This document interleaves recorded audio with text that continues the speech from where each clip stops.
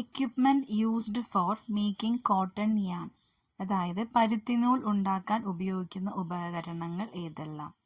Charkha, takli. Which cloth is available as long cloth, poplin, twill, muslin, voile, organdy? Long cloth, poplin, twill, muslin, voile, organdy എന്നീ പേരുകളിൽ ലഭിക്കുന്ന തുണി ഏതാണ്?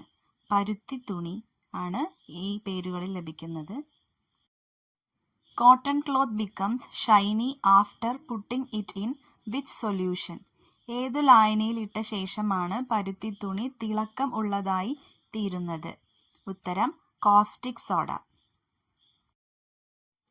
Y do cotton fabrics shrink when wet? എന്തുകൊണ്ടാണ് പരുത്തി തുണികൾ നനയ്ക്കുമ്പോൾ ചുരുങ്ങുന്നത്?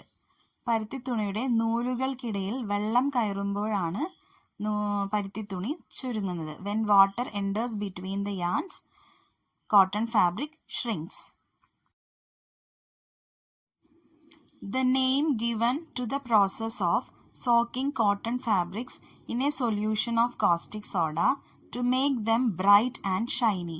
അതായത് പരുത്തി തുണികളെ കോസ്റ്റിക് സോഡ ലായനിയിൽ ഇട്ട് തിളക്കമുള്ളതായും മാർദ്ദവമുള്ളതായും മാറ്റുന്ന പ്രവർത്തനത്തിന് പറയുന്ന പേര് മെഴ്സറൈസേഷൻ or മെഴ്സറൈസിങ്.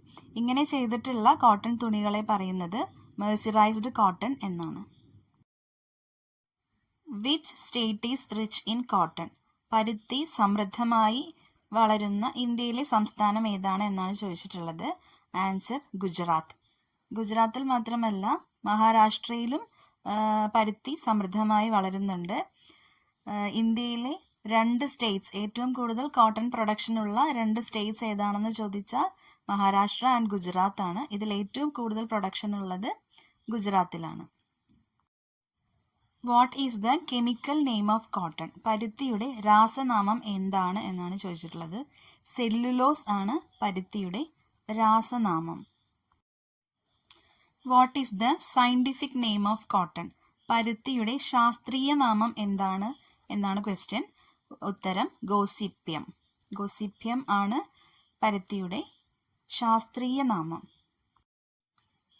A variety of cotton fabric is dash. പരുത്തി തുണിയുടെ ഒരു വകഭേദമാണ്. ഉത്തരം ഓർഗൻഡി. ഓർഗൻഡി ക്ലോത്ത് സാധാരണ കോട്ടൺ തുണിയുടെ അത്ര സോഫ്റ്റ് ആയിരിക്കില്ല. അതുപോലെ തന്നെ സാധാരണ കോട്ടൺ തുണികളേക്കാൾ വീതി കൂടുതലുമായിരിക്കും. ഇത് ഏറ്റവും കൂടുതൽ കുട്ടികളുടെയും സ്ത്രീകളുടെയും വസ്ത്രങ്ങൾക്കാണ് ഉപയോഗിക്കുന്നത്. What is the width of organdie cloth എന്നാണ് അടുത്ത ചോദ്യം. അതായത് ഓർഗൻഡി തുണിയുടെ വീതി എത്രയാണ്? സാധാരണ കോട്ടൺ തുണിയെക്കാട്ടിലും വീതി കൂടുതലായിരിക്കും ഓർഗൻഡി ക്ലോത്തിന് എന്നാണ് പറഞ്ഞിട്ടുള്ളത്. അപ്പോൾ 92 സെൻറ്റിമീറ്റർ മുതൽ 122 സെൻറ്റിമീറ്റർ വരെ ആയിരിക്കും ഇതിൻ്റെ വീതി.